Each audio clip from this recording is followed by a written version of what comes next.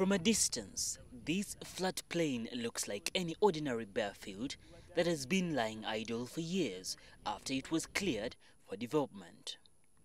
But once you take a close look, it was actually leveled after these fish ponds were set up here. The fish ponds that allegedly contain fish and are still undergoing a proper finishing stage are located in Kyewaaga Central Forest Reserve in Entebbe. The ponds were created after trees were cut and sand mined from the area to create the depressions that are still filling up with water from the nearby lake. But efforts to stop the activity have so far proved futile. This is the part NFA has been barred by court from accessing. So we cannot go there, we cannot exercise any management in accordance with the National Forestry and Tree Planting Act. So we have been accused so many times that we have encouraged that, but we have not, because it's inaccessible to us by court. It is believed that the land office sold the land to a proprietor to develop the lake shore area, who has since extended it into the forest reserve, claiming he was allocated the plot.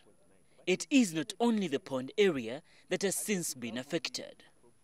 Now, this right behind me used to be a wetland, but is to now covered with maram, which was allegedly brought in by the same people who are doing the sand mining to create the ponds. The plot also forms part of the forest reserve, and more activity and excavation of the sand is ongoing using heavy-duty graders at the scene. The trees in the reserve, especially those at the boundary, are nearly collapsing, and the water too has been drained from the reserve, leaving the trees to dry. But how was this activity allowed to take place in such a sensitive area? Any activity within the buffer zone must be subject to environment impact assessment, and that environment impact assessment must be approved by the National Environment Management Authority. We have not secured a copy of that, but that's what we hear. So the activity continues. But also, NEMA, the environment watchdog, declined to comment on the matter on camera, simply stating that NFA is in charge of managing forests and were responsible. However, NFA insists the area is within 2,000 meters of the lake shore, which is managed by NEMA. About 3 kilometers inside the forest, where sand miners, two who have strongly degraded the forest that is licensed mainly to tree planters. Constant efforts by the NFA to evict the sand miners have failed, forcing the authority to develop a mechanism that will see them coexist with the miners. we don't license sand mining. Actually, what we have done, we shall actually do it, but we have developed a new guideline. And when we license, the license condition is clear.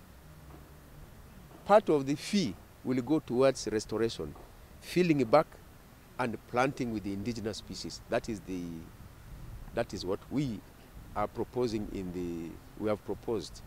The location of the reserve, which is on the riverbanks of Lake Victoria, has attracted many encroachers now that the National Forest Authority has plans to develop it for ecotourism. Ecotourism business development is a conservation activity, what we call non-consumptive forestry use, which is based on the biodiversity, on the nature. So we keep the whole forest natural, in a natural state. That one is healthy. They are just along the shores. They are intact. We're in the process of concluding the licenses. However, all the activities and developments will be subjected to environment impact assessment, which will be authorized by NEMA in order to conserve the forest reserve and protect the reserve banks. Trees are an important part of the ecosystem because they absorb carbon dioxide from the atmosphere, therefore reducing the damage on the ozone layer and in turn releasing oxygen, which is clean air.